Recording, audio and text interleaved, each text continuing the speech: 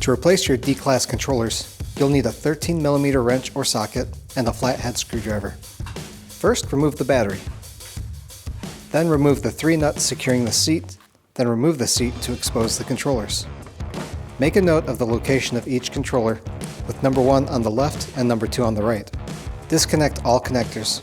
Also remember that the red 2-pin connector runs to the battery brake light. Next, unplug each motor cable, remove the frame grommet, and push the cable into the frame. A fishing line will make things slightly easier, but it's not necessary. Pull the motor cable all the way through the frame tube and remove the controllers.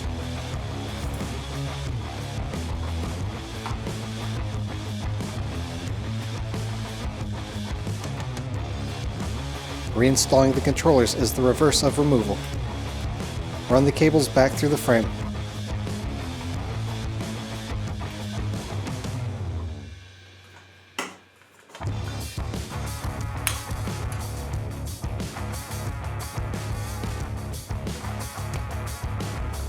Reconnect all the connectors.